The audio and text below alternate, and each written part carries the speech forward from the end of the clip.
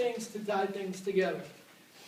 There are things yet to become, but I want to thank Mr. Yost. He is leading us in every ACT meeting, administrative cabinet team meeting. Our administrative team sees such great value in his work and the responsibility he has as Director of Student Services and Pupil Services for us to look at crisis plan, that we are devoting to each meeting a certain piece of time to be able to look at our crisis plan.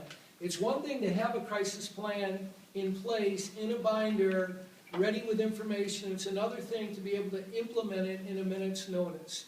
And not only is that to deal with the incredible situations that can happen in regards to an intruder in a building, but that can deal with a gas leak in a district, or anything that deals with moving students or caring for student and staff population.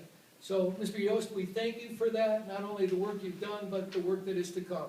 And then the basics of caring for our learning communities. The things that we've tried to emphasize, EMC, which is our basic insurance carrier, that oversees all of our work, that gives us the type of ratings that says the Sauk Prairie School District is compliant with all the safety rules we need.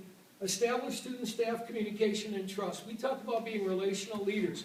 Creating an environment in the building where students, especially our older students, our high school students and middle school students, communicate with us if they have a concern, if something just doesn't seem right in the building. Our younger students, they focus on all that's good. Our older students, making sure, or our more mature students, making sure they're noting and sharing with us the climate of the building and that it's healthy and positive, but also safe. Controlling building access. We've tried to improve that by now adding security system, a bell system at Grand Avenue, and then making sure the present system at the elementary schools are in that place where they're working and they create a type of system where people check in, and also it's monitored very carefully. The high school and the middle school still have open access. We're being very careful as we make sure that when they enter the building that people are checking in, but we know we need to keep monitoring that and looking at things to a greater level. Implementing practice emergency lockdown procedures, making sure that we have in place that our students understand what it would mean if we need to maintain a presence just in our classrooms. Or actually, if an intruder was in the building or multiple intruders were in the building, that we would need to be in a place where we're not visible. So conducting those types of drills.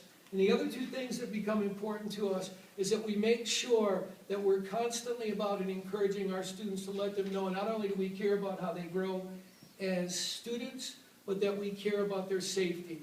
So that we are in regular building checks, whether it's a single building leader or multiple building leaders, so that they are visible and available in the building, and creating that type of environment that shows that we know our students, and not only, again, are we encouraging them to strive to be the best students they can be, but also that they're safe.